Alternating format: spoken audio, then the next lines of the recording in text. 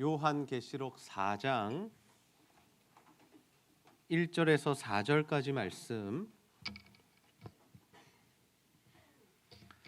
한 절씩 교독하여 읽도록 하겠습니다. 이 일 후에 내가 보니 하늘에 열린 문이 있는데 내가 들은 바 처음에 내게 말하던 나팔 소리 같은 그 음성이 이르되 이리로 올라오라. 그 후에 마땅히 일어날 일들을 내가 내게 보이리라 하시더라.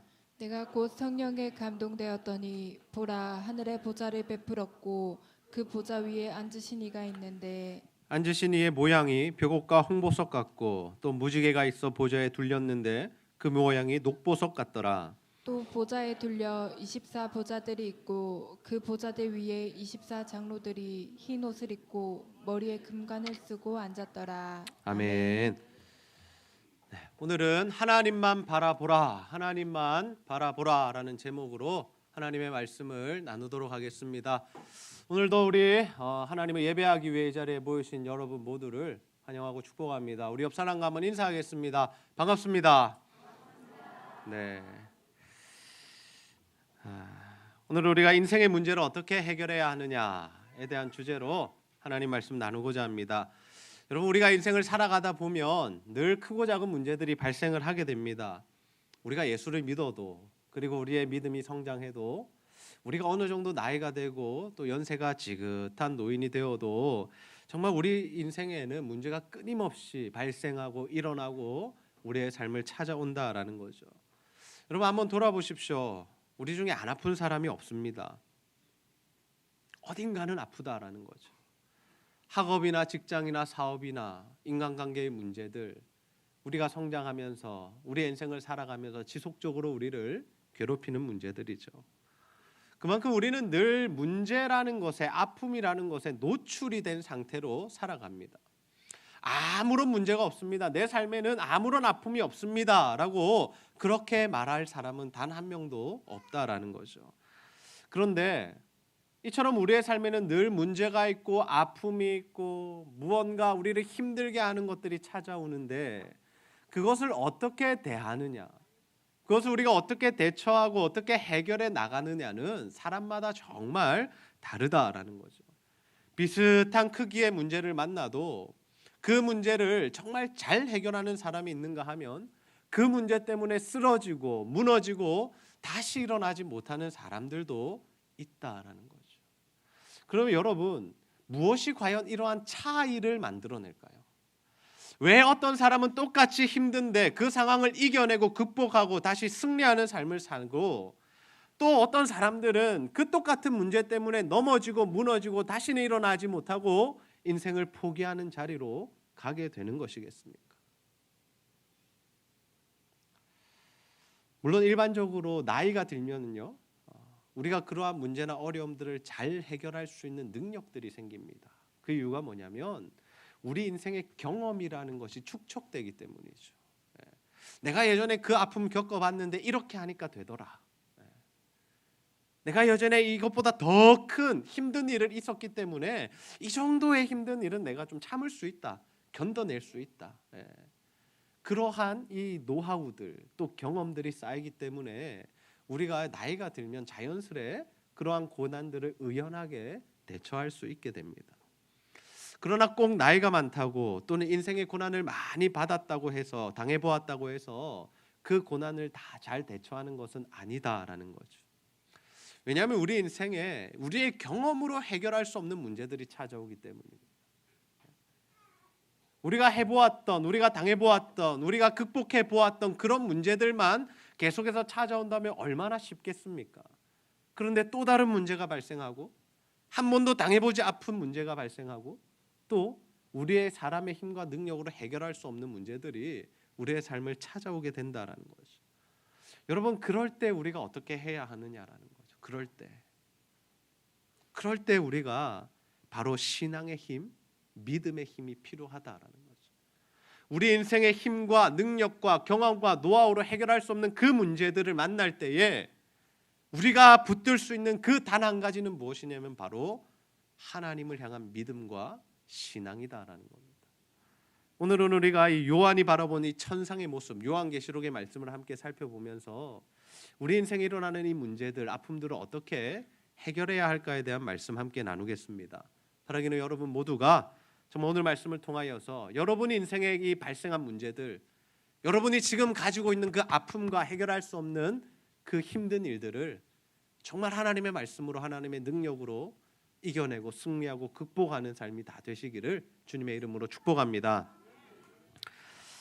여러분, 우리는 인생의 문제를 어떻게 풀어나가야 하겠습니까? 그것은 바로 모든 문제의 근원 또 답이신 하나님을 바라보는 것입니다. 우리 한번 따라해 봅시다. 하나님만 바라봅시다. 하나님만 바라봅시다. 우리는 요한계시록 말씀을 묵상하고 있습니다. 여러분, 요한계시록 하면 어떻게 다가오세요? 네, 요한계시록 하면 첫 번째 떠오르는 단어가 뭐세요? 어렵다, 그죠? 묵상하기 싫다, 무슨 말인지 모르겠다, 심지어 어떤 성도들이 있습니까? 무섭다. 요한계시록에 막 계속해서 7인을 떼고 나팔을 불고 막 7대접의 심판들이 막 쏟아지고 음녀와 바벨론이 막 심판을 받고 이러니까 나는 이거 안 읽어도 될 것 같은데, 굳이 이거 안 읽어도 나는 신앙생활 잘할 수 있을 것 같은데, 우리가 요한계시록 보면서 그런 생각들을 가진다라는 거죠. 우리가 이러한 선입견, 편견들을 가지게 된 이유가 뭐냐면 많은 사람들이 이 요한계시록을 잘못 읽고 묵상하고 적용하고 해석하기 때문이죠. 특별히 여러분, 이 시대에 한국 교회에 많은 이단들이 주로 사용하고 가르치고 자신들을 합리화하는 데 쓰는 구절이 무엇인지 아십니까? 바로 이 요한계시록 말씀입니다. 요한계시록 말씀은 너무나 귀한 말씀인데 우리 성도들이, 올바른 믿음을 가진 성도들이 이 말씀 묵상하며 힘이 되는데 우리가 그런 것 하지 못하고 누가 이 말씀을 잘못 사용하고 있냐면 이단들이 사용하고 있다라는 거예요. 이단들이 뭐라고 이야기합니까? 이 요한계시록을 단어나 문장 하나를 딱 붙들어서 자기들이 원하는 교리에 딱 끼워 맞춥니다. 그래서 요즘 시대 이단들 중에 이런 말을 하는 사람들이 있습니다. 지금 시대도 14만 4천 명만 구원을 받는다라고 주장하는 이단들이 있습니다. 여러분, 그 이단이 참 웃긴 게 뭔지 압니까? 지금 14만 4천 명이 넘었답니다. 그럼 어떻게 되는 겁니까? 그 중에 몇 명은 이제 천국 못 가는 거겠죠. 자기들의 주장에 따르면. 그러면서 그들이 결국에 끌고 가는 결론적인 지점이 뭐냐면 자신들의 교주가 예수 그리스도요, 또한 보혜사 성령이다라고 주장한다는 거죠. 그래서 교주를 믿어야 하고 교주가 말하는 대로 해야 되고 교주에게 돈도 갖다 바치고 집도 갖다 바치고 심지어 몸도 갖다 바쳐야 거룩해질 수 있다, 구원받을 수 있다라고 가르치는 이러한 병폐가 한국 교회에 있다 보니까 사람들이 요한계시록은 읽지 말아야겠다, 요한계시록은 위험한 말씀이다라고 생각한다는 거죠. 그런데 여러분, 그렇지 않습니다. 우리가 요한계시록을 하나님께서 이 시대에 왜 주셨는지를 생각해 보면, 아니 그 시대에 요한에게 왜 주셨는지를 생각해 보면 이 말씀은 너무나도 귀중한 말씀이다라는 거죠. 여러분, 사도 요한이 이 복음을 전하는 일로 인하여서, 교회를 세우는 일로 인하여서 이 반모섬이라는 곳에 유배를 당하게 됩니다. 그곳에 유배를 당해서 무엇을 했습니까? 하나님의 음성을 듣고 하나님 보여주시는 이 계시와 놀라운 환상들을 보게 되죠. 그래서 요한이 그곳에서 요한계시록을 작성하고 기록하게 됩니다. 그런데 요한계시록이 누구를 향한 편지였느냐 하면 바로 그 시대에 함께 신앙생활을 하던 아시아 지역에 있던 7 교회들에게 편지를 보냈다라는 거죠. 그 당시 교회들은 어떠한 상황이었습니까? 로마의 지배 아래서 살아가고 있었습니다. 그 땅을 다스리는 국가가 로마였고, 그리고 그 땅의 통치자가 황제였기 때문에 모든 백성들이 황제를 숭배하고 또한 로마의 통치 아래서 살아가고 있었다라는 거죠. 그래서 기독교인들은 로마의 핍박도 받았고요, 또 로마 황제를 함께 섬기자라는 그러한 유혹도 받았다라는 거죠. 더 쉽게 이야기하면 너희들도 황제를 믿고 황제를 숭배하고 그렇게 살아가라라는 그러한 요청을 받았다는 겁니다. 그러나 하나님의 마음은 무엇입니까? 그들이 그러한 세상적인 모습 가운데 처해 있는 상황과 환경 가운데서 누구만 믿기를 바라셨을까요? 하나님만 믿기를 바라셨다. 그들이 믿음을 지켜나가기를 원하셨다라는 거죠. 그래서 교회들에게 편지를 기록하신 겁니다. 그 편지를 통해서 하나님이 어떤 분이신지, 그리고 하나님께서 앞으로 무슨 일을 행하실지를 그들에게 기록하여 그들에게 보내주셨다는 거죠. 그러니 이 말씀 지금 시대 우리들에게도 동일하게 필요한 말씀이죠. 지금 우리나라의 상황이 어떻습니까? 똑같습니다. 세상이 이 나라를 지배하고 있습니다. 절대로 그리스도인들이 세상을 지배하는 것도 아니고 하나님의 말씀의 통치를 받고 있는 영역들이 굉장히 적다라는 거죠. 여러분 실제로 나가서 사회생활 하다 보면 예수를 믿는다라는 것은 자랑스러운 일이 아니라 오히려 숨겨야 하고 또는 손해를 봐야 하고 조롱과 수치를 당해야 하는 일이다라는 거죠. 우리가 그러한 시대 속에 살아가고 있습니다. 그리고 점점 더 사회는, 이 시대는, 이 세대는 교회들을 핍박하고 교회들이 활동을 하지 못하도록 막아서고 있다라는 거죠. 여러분 요즘에 공공기관에서 예수를 전하지 못합니다. 여러분 옛날에는 우리가 학교 가서 복음도 전했고요, 아이들에게 전도도 했는데요, 이제는 못하게 되어 있어요. 법적으로 금지가 되어 있습니다. 그것을 하면 잡혀갑니다. 무슨 말입니까? 이 세상은 점점 더 하나님 나라와 복음과 예수 그리스도를 믿는 일에 방해를 하는 세력으로 변해가고 있다는 거죠. 지금은 방해를 하고 있지만 앞으로 더 나아가서 뭘 하겠습니까? 핍박을 하는 거죠. 그런 시대를 살아가는 우리들에게 요한을 통해서 주시는 하나님의 메시지, 이 요한계시록은 너무나 우리에게 중요한 말씀이다라는 거죠. 여기까지는 별로 어렵지 않습니다. 그렇죠? 하나님께서 로마의 핍박과 통치 아래 살아가는 이 교회들에게 너희들 믿음과 신앙을 지키라고 주신 말씀이, 편지가 바로 요한계시록이라고 생각해 볼 때 우리가 요한계시록 읽고 묵상하는 것 어렵지 않다라는 거죠. 그런데 우리가 한 가지 더 넘어야 할 산이 있습니다. 그것이 뭐냐면 이 말씀은 묵시 형태로 기록되었다라는 겁니다. 묵시라는 것이 뭐냐면요, 이 계시, 묵시 동일한 단어로 볼 수 있는데 앞으로 일어날 일에 대한 하나님의 뜻과 계획입니다. 그런데 하나님께서 몇 월, 며칠에 이런 일이 일어날 것이다, 어디서 일어날 것이다, 이렇게 계시해 주시지 않았다는 거죠. 앞으로 이러한 일들이 일어날 거야 라고 말씀해 주셨는데 그게 우리는 언제인지, 또 어떻게 구체적으로 일어나는지, 어느 지역에서 일어나는지 우리가 그것을 알 수 없다는 것. 그래서 요한계시록의 해석이 조금은 힘들고 난해하다라는 거죠. 그러나 중요한 것은 무엇입니까? 우리가 이 신구약 성경의 전체적인 이 신학적인 틀을 가지고 우리가 요한계시록을 묵상하고 대하면 우리가 엉뚱한 해석이나 하지 못해야 될 적용으로 가지 않을 수 있다라는 거죠. 오히려 이 말씀 우리에게 힘을 주는 말씀입니다. 위로를 주는 말씀이고 우리의 믿음을 지킬 수 있도록 가이드라인을 제시해 주는 말씀이죠. 실제로 요한이 편지를 받았던 그 7교회들은 굉장한 위로를 받았습니다. 자, 이제 오늘 우리가 읽었던 본문 말씀으로 한번 들어가 봅시다. 여러분 요한이 두 번째 환상을 보는 장면이 오늘 4장에 이제 기록되어 있는데요. 우리 4장 1절 말씀을 함께 한번 읽어보겠습니다. 시작. 이 일 후에 내가 보니 하늘에 열린 문이 있는데 내가 들은 바 처음에 내게 말하던 나팔 소리 같은 그 음성이 이르되 이리로 올라오라. 이후에 마땅히 일어날 일들을 내가 내게 보이리라 하시더라. 아멘. 여기서 들리는 음성은 예수 그리스도의 음성입니다. 예수님께서 요한을 어디로 초청하십니까? 어디로 초청하시죠? 올라오라라고 초청하죠. 올라오라. 천상으로 초청하신다라는 거죠. 천국으로 예수님께서 요한을 초청하셨다라는 거죠. 그곳에서 뭘 하시겠다라고 합니까? 이후에 마땅히 일어날 일들을 내가 내게 보이리라. 환상으로 보여주시겠다라고 합니다. 앞으로 있을 일들, 이 세상에 어떤 일들이 있을 것인지 하나님께서 보여주시겠다라는 거죠. 그래서 요한은 천상을 보게 됩니다. 천상에 누가 계신지, 어떠한 모습인지, 그리고 앞으로 일어날 일들이 무엇인지를 다 보게 되죠. 그런데 그가 첫 번째로 보았던 환상, 첫 번째로 보았던 것이 있는데 그 첫 번째 장면이 무엇이냐면 바로 보좌에 앉아 계신 하나님의 모습이었다라는 거죠. 요한계시록 4장 2절에 보시면 내가 곧 성령에 감동되었더니 보라 하늘에 보좌를 베풀었고 그 보좌 위에 앉으신 이가 있는데, 그 천상에 보좌가 있는데 그 보좌에 누가 앉아 계시답니까? 한 분이 앉아 계시다라는 거죠. 여러분, 저 하늘 보좌에 누가 앉아 계시겠습니까? 당연히 하나님이시죠.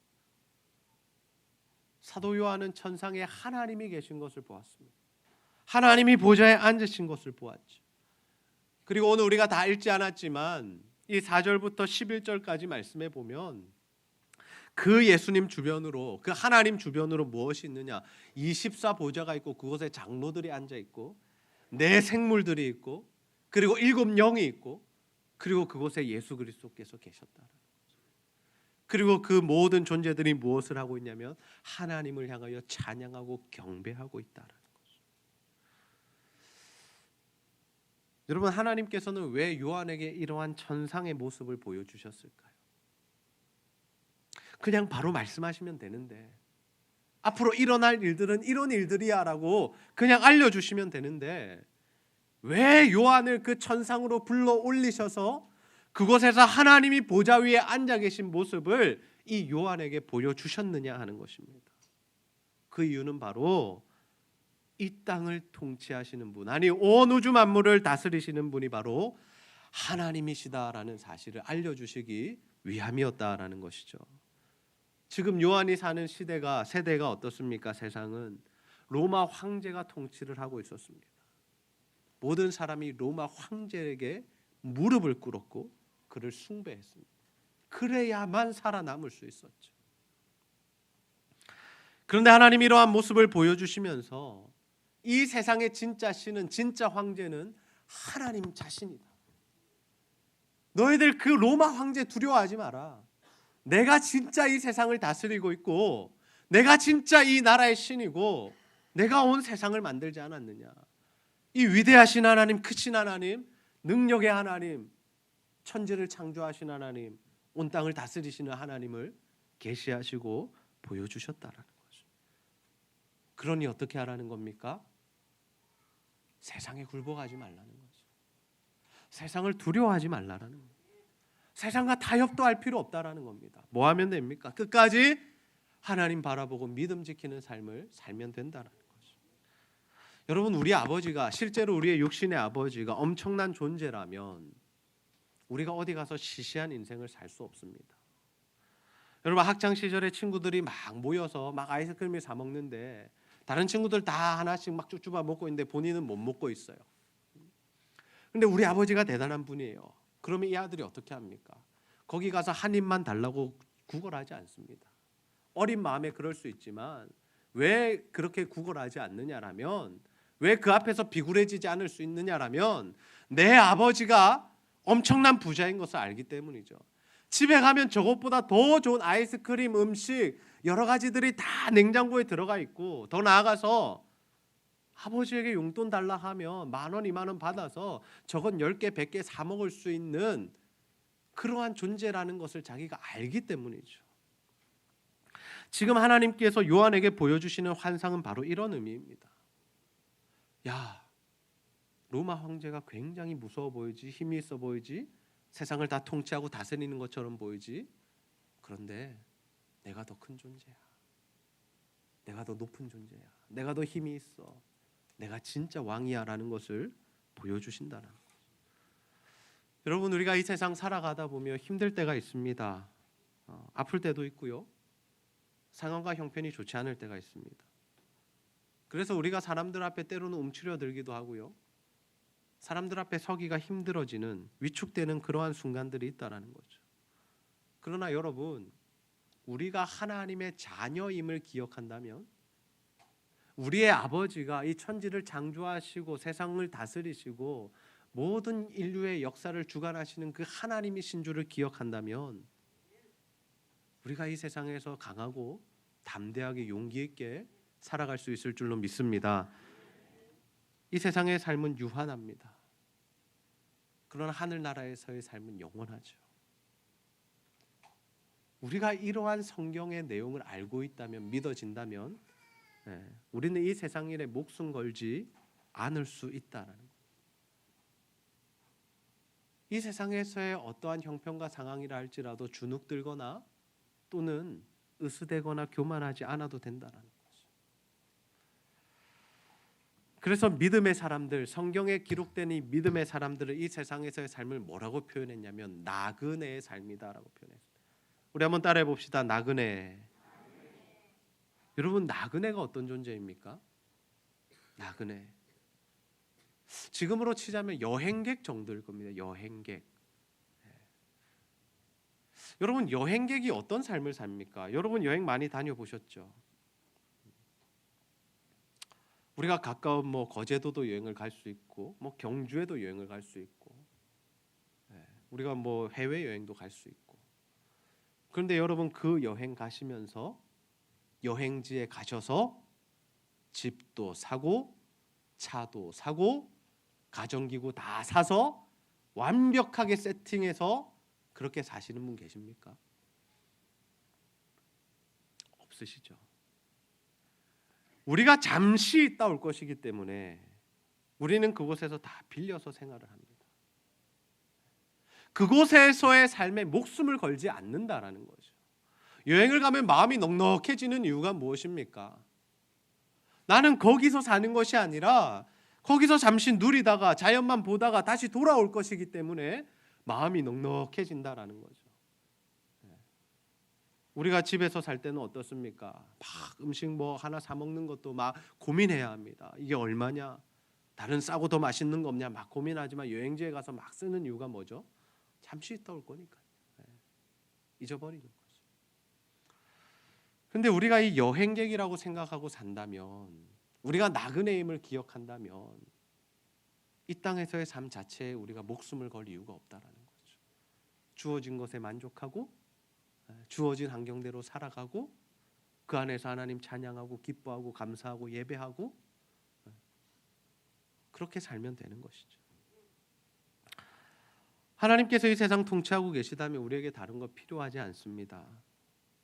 여러분, 우리가 아무리 건강 관리를 열심히 한들 하나님이 우리의 건강을 지켜주시지 않으면 한순간에 무너질 수밖에 없죠.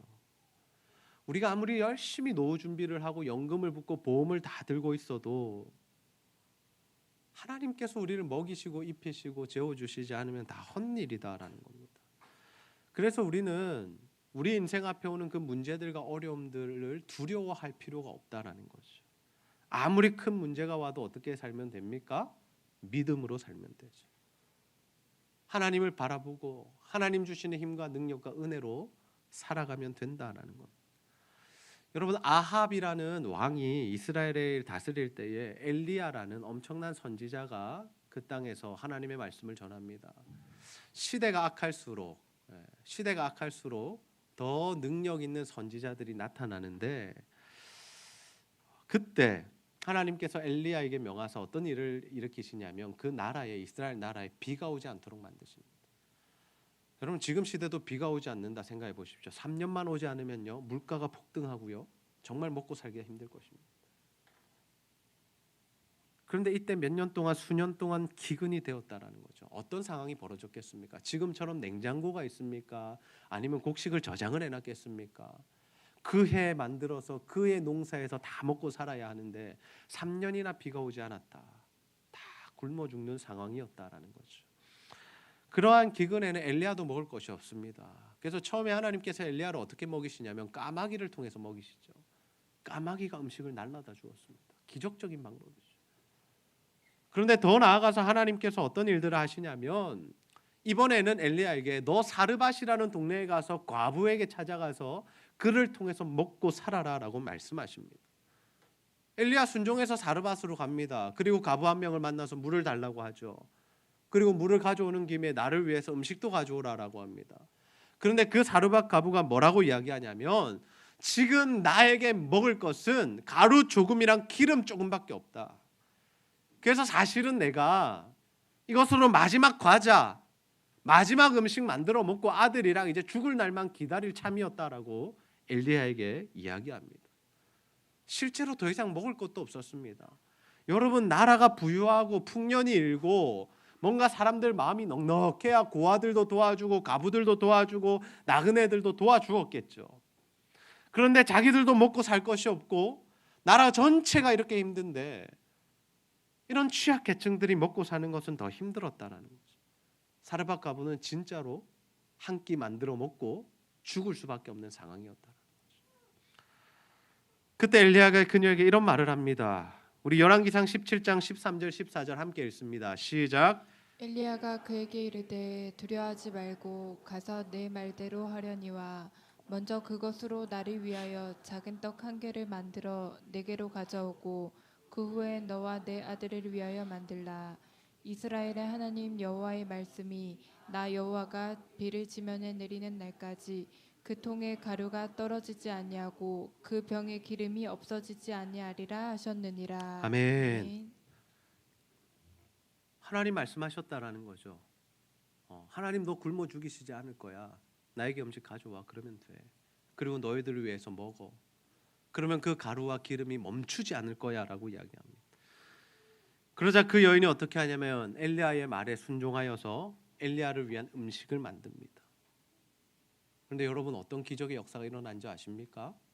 진짜 엘리야의 말대로 하나님의 약속대로 비가 오는 그날까지 이 가루의 기름과 이 기름과 또 가루가 떨어지지 않았다. 하나님께서 엘리야도 먹이셨고 사르밧 과부도 먹이셨고 그 아들도 먹이셨다. 여러분, 우리 인생에 발생한 문제 우리의 힘과 능력으로 해결할 수 없습니다. 우리가 할 수 있는 일은 한 끼 식사나 해먹고 죽음을 기다려야 하는 수준의 처방, 해결책을 제시하는 방법 외에는 없다라는 거죠.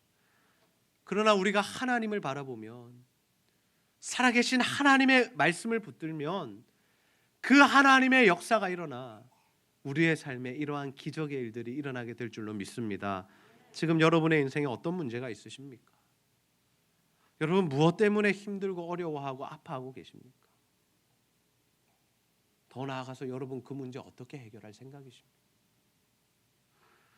바라기는 여러분 모두가 정말 모든 문제와 어려움들 하나님 앞에 가지고 나가시고 하나님을 바라보시고 또 하나님의 은혜를 구하셔서 정말 하나님의 기적적인 방법을 체험하며 경험하며 승리하는 인생을 살아가게 되시기를 주님의 이름으로 축복합니다.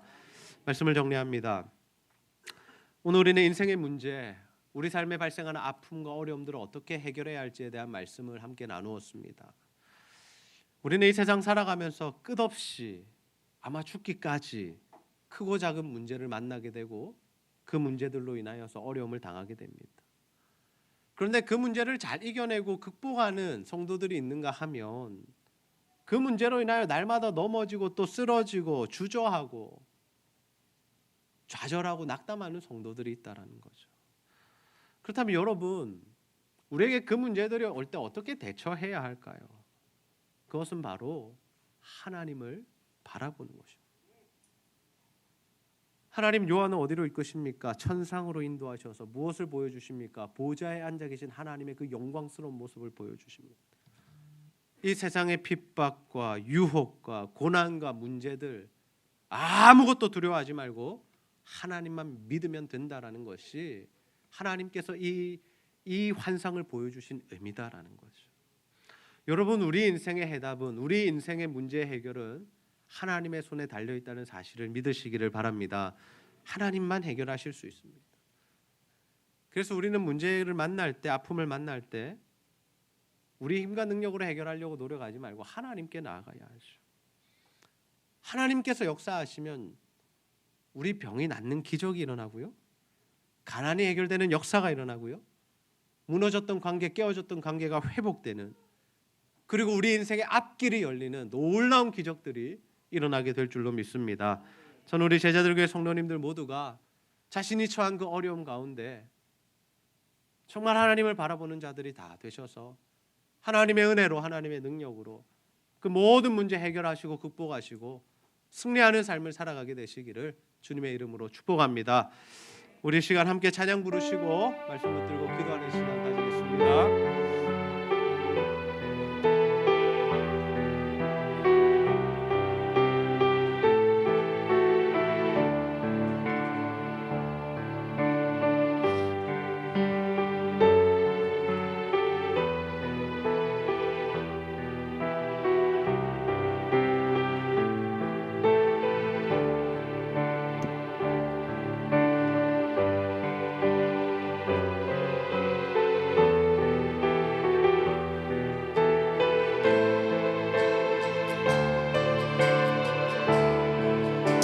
사랑 하나님의 사랑을 사모하는 자 하나님의 평안을 바라보는 자 너의 모든 것 창조하신 우리 주님이 너를 얼마나 사랑하시는지 하나님께 찬양과 경배하는 자 하나님의 선하심을 닮아가는 자 너의 모든 것 창조하신 우리 주님 너를 자녀 삼으셨네 하나님 사랑의 눈으로 너를 어느 때나 바라보시고 하나님 인자 귀로서 언제나 너에게 기울이시니 어두움에 밝은 빛을 비춰주시고 너의 작은 신음에도 응답하시니 너는 어느 곳에 있든지 주를 향하고 주만 바라볼지 하나님 사랑의 눈으로 하나님 사랑의 눈으로 너를 어느 때나 바라보시고 하나님 인자한 귀로서 언제나 너에게 기울이시니 어두움에 밝은 빛을 비춰주시고 너의 작은 신음에도 응답하시니 너는 어느 곳에 있든지 주를 향하고 주만 바라 우리 다시 한번 믿음으로 고백하십시다. 하나님 사랑의 눈으로 하나님 사랑의 눈으로 너를 어느 때나 바라보시고 하나님 인자한 귀로서 언제나 너에게 기울이시니 어두움에 밝은 빛을 비춰주시고 너의 작은 신음에도 응답하시니 너는 어느 곳에 있든지 주를 향하고 주만 바라볼지라 주만 바라볼지라.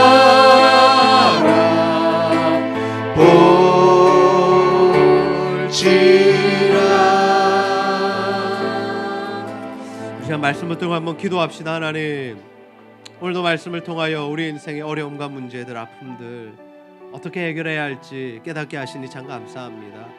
주여 아버지, 우리 인간 능력으로, 우리 지혜로, 우리 머리로, 경험으로 해결하려고 애쓰지 않게 하여 주시고, 아버지, 우리에게는 한계가 있음을 고백하며 오직 하나님을 바라보며 하나님으로 인하여 우리가 그 모든 문제를 해결할 수 있도록 인도하여 주시옵소서.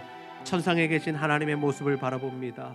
아버지 하나님, 그 환상을 우리에게 주심은 하나님께서 모든 것을 통치하고 계시며 다스리고 계시고 우리 모든 인생의 문제도 해결할 능력이 있으심을 보여주신 줄로 압니다. 아버지 하나님, 지금 우리 삶에 있는 어려움과 문제들 주님 앞에 놓고 기도하오니 하나님, 우리의 기도를 들으사 응답하여 주시고 모든 문제가 하나님으로부터 풀어지는, 하나님으로부터 오는 은혜로 말미암아 해결되는, 모든 병이 낫고 모든 관계가 회복되고 모든 물질의 복이 부어지는 하나님의 은혜가 우리 가운데 임하게 하여 주시옵소서. 우리가 이런 기도의 제목들 가지고 하나님 앞에 간절히 한번 기도하겠습니다. 아버지 하나님 참으로 감사합니다. 아버지 하나님 오늘도 하나님 우리를 이곳으로 불러주시고 주의 말씀을 들고 기도할 수 있도록 인도하여 주시니 너무나 감사합니다. 아버지 하나님 우리의 삶 가운데 발생한 문제와 아픔들 아버지 근심과 고난들 아버지 어떻게 해결해야 하겠습니까?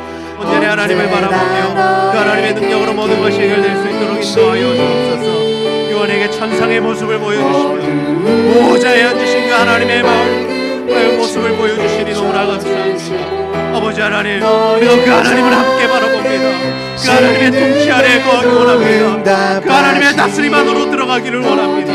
하나님의 말씀을 붙들고 살아가기를 원합니다. 아버지여 우리의 인생을 불쌍히 여겨주시고 우리의 삶 가운데 찾아와 주셔서 하나님 모든 문제와 아픔이 해결되고 이겨내고 승리하는 삶이 될 수 있도록 도와여 주옵소서. 우리의 힘과 능력으로는 불가능함을 고백합니다. 아버지 우리의 지혜로는 우리의 머리로는 우리의 계산으로는 아무것도 할 수 없음을 고백합니다. 아버지 다 내려놓습니다. 하나님을 붙듭니다. 하나님의 말씀을 붙듭니다. 하나님의 역사를 기대합니다. 하나님의 기적을 기다립니다. 아버지 하나님 우리의 삶 가운데 역사하여 주시고 하나님 병이 낫게 하여 주시고 아버지 치유받게 하시고 회복되게 하시고 아버지 우리의 신앙이 자라나게 하시고 아버지 바른 길을 가게 하여 주시고 아버지 하나님 관계가 회복되게 하여 주시고 아버지 경제적인 여건들이 풀어주게 하여 주시고 인생의 모든 길이 열어지기를 소원하오니 아버지 하나님 주님 붙들 때 이러한 역사가 일어나고 하나님만 바라볼 때 이러한 일들이 이루어지도록 하나님 함께하여 주시옵소서. 하나님 참 감사합니다. 오늘도 하나님 말씀을 통하여서 우리 인생에 발생한 문제와 아픔, 어려움과 근심들, 고민거리들 어떻게 해결해야 할지를 분명하게 알려주시니 너무나 감사합니다. 아버지 우리의 지식과 머리와 생각과 계획과 또 하나님 경험은 다 한계가 있고 우리의 힘과 능력으로 모든 문제를 해결할 수 없음을 주님 앞에 고백합니다. 아버지 우리가 이러한 문제들 만날 때 주님을 붙들게 하시고 하나님을 바라보게 하시고 그 하나님의 은혜로 넉넉히 승리할 수 있도록 인도하여 주시옵소서. 우리 삶에 발생한 모든 문제들 아버지 질병들 하나님의 은혜로 다 깨끗이 낫고 회복되게 하여 주시고 아버지 하나님 관계의 문제들 풀어지게 하여 주시고 아버지 하나님 우리 자녀들의 앞길이 주님의 은혜로 다 길이 열릴 수 있도록 주여 인도하시고 역사하여 주시옵소서. 특별히 하나님 힘든 시대를 살아가고 있습니다. 아버지 그러나 이 시대에도 하나님이 함께 하시면 말씀하시면 약속하시면 사르밧 과부처럼 먹고 남음이 있는 인생이 될 줄로 믿사오니 주님 붙들 때 우리 모든 성도들에게 이러한 은혜를 부어 주시옵소서. 오늘 하나님께 예배하기 위해 나온 모든 성도들 하나님 은혜를 더하여 주시고 특별히 하나님과 교회와 성도를 사랑하는 마음으로 드리는 모든 물질과 헌신 주여 기쁘게 받아 주시옵소서. 감사드리며 예수님의 이름으로 기도하옵나이다. 아멘.